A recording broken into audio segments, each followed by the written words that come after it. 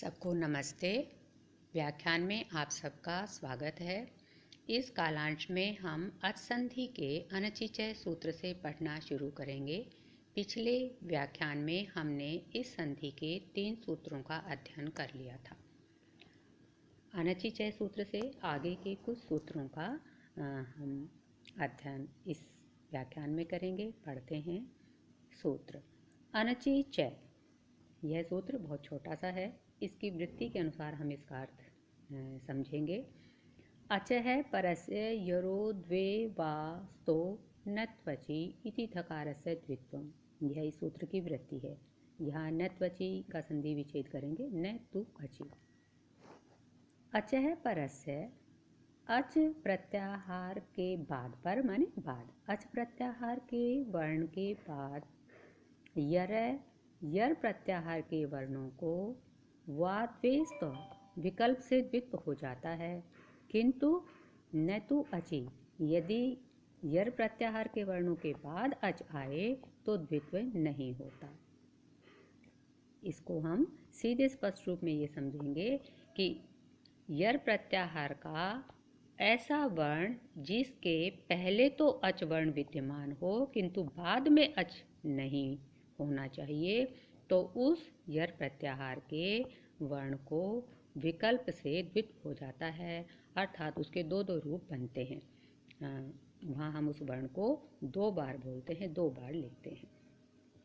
इस सूत्र से क्या परिवर्तन होंगे फिर पहले वाले रूप में, यह वृत्ति से स्पष्ट होता है। इति धकारस्य द्वित्वम्, जो पहले हमने इकोयणचि सूत्र से सुधी धन उपास्य में सुधी के ई के स्थान पर यह बनाया था, तब हमारा रूप बना था सुधय धन उपास्य। तो इस सूत्र से जो ध है, इस ध को द्वित्व हो जाता है, सुधय य धन उपास्य रूप बनता है।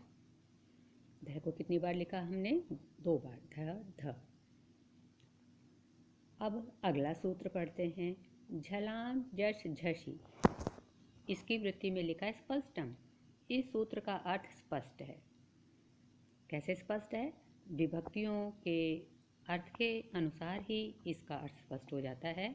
झलाम, झलों के स्थान पर जश हो जाते हैं, झसी झस परे रहने पर, अर्थात झल प्रत्याहार के वर्णों के पश्चात यदि कोई झस प्रत्याहार का वर्ण आता है तो उन झल प्रत्याहार के वर्णों के स्थान पर जश प्रत्याहार के वर्ण हो जाते हैं। झल प्रत्याहार में कौन कौन से वर्ण आते हैं? कवर्ग आदि जो 5 वर्ग हैं उनके चतुर्थ, तृतीय, द्वितीय, प्रथम और ऊष्म वर्ण आते हैं। झस प्रत्याहार में उन वर्गों के चतुर्थ और तृतीय वर्ण आते हैं। जश प्रत्याहार में सभी वर्गों के तृतीय वर्ण आते हैं। यदि हम इसको और स्पष्ट समझें तो यूँ समझेंगे कि झल प्रत्याहार का जो वर्ण वहाँ पर जिस वर्ग का है उसी वर्ग का तृतीय अक्षर हो जाता है। इस सूत्र से क्या परिवर्तन होगा पहले वाले में, तो यह वृत्ति में स्पष्ट किया गया है। इति पूर्व धकारस्य धकार है। इस सूत्र से जो हमने 2 ध बनाए थे उनमें पूर्व धकारस्य, पहले वाले धकार के स्थान पर धकार हो जाता है, द वर्ण हो जाता है। तब क्या रूप बनेगा? सु ध य धन उपास्य रूप बनेगा। अब अगला सूत्र पढ़ते हैं।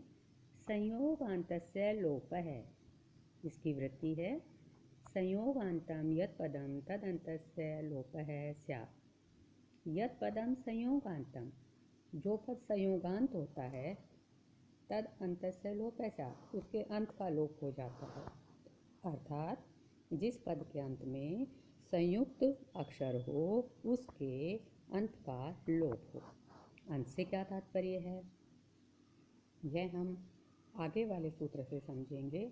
अलोन्तस्य, क्यों? क्योंकि यहाँ पर हमारे पास सु ध य धन उपास्य में जो सु ध य पद है, इसमें अनेक संयुक्त वर्ण हैं, तो किसका लोप करें?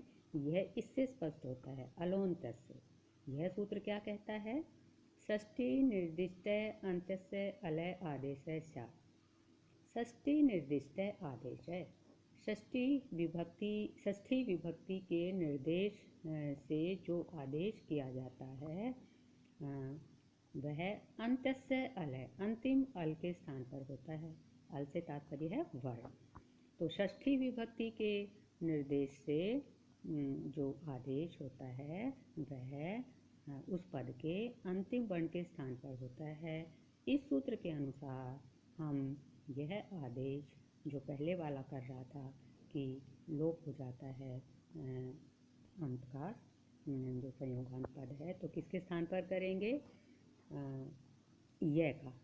सु द ध य अंतिम वर्ण यहाँ है, तो हम इस सूत्र के अनुसार यह का लोप करेंगे।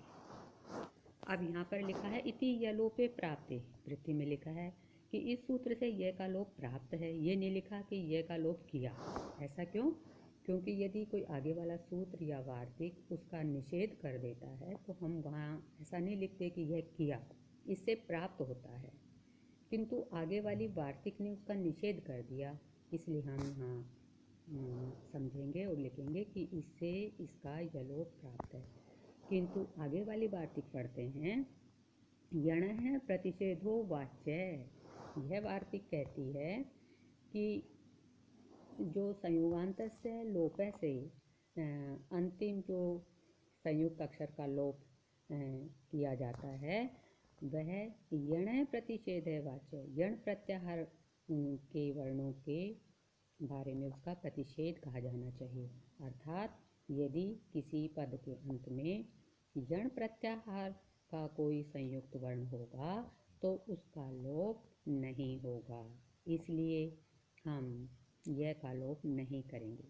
यह का लोप प्राप्त था किंतु इस वार्तिक ने उसका निषेध कर दिया, इसलिए यह का लोप नहीं करेंगे और हमारे पास जो रूप था वैसा का वैसा रह जाएगा। सु द ध य धन उपास्य। यहाँ एक बात समझने की है कि जो आदेश होते हैं वे हलंत वर्ण के रूप में ही होते हैं, तो सब जगह हम इनको ध द य को हलंत लिखेंगे। ये अर्धमात्रिक ही होते हैं, जैसा हमने पहले पढ़ा था कि उच्चारण के लिए इनको हम वहाँ पर पूरा करके पढ़ते हैं। अपने स्वरूप के आधार पर ये कैसे होते हैं? हलंत होते हैं। तो आदेश के रूप में ये हलंत ही समझे जाने चाहिए। इस तरह से इन यण संधि के 7 सूत्र और एक वार्तिक के आधार पर 4 उदाहरण सिद्ध होंगे, जो हमने एक तो अभी समझा है सूत्रों के अर्थ को जानते हुए। शुद्ध्युपास्य में सुधी धन उपास्य था, कैसे कैसे इन सूत्र और वार्तिक की सहायता से उसमें क्या क्या परिवर्तन हुए और फिर वह अपने समग्र संधि युक्त रूप को प्राप्त होता है शुद्ध्युपास्य। हम इन सबको वर्णों को मिला देंगे तो रूप बन जाएगा शुद्ध्युपास्य। इसी तरह से हम मध्यभरी धातृंश लाकृति को भी सिद्ध करेंगे। यह कार्य हम आगामी व्याख्यानों में करेंगे। आज इतना ही। स्वस्ति। जयतु संस्कृतम, जयतु भारतम।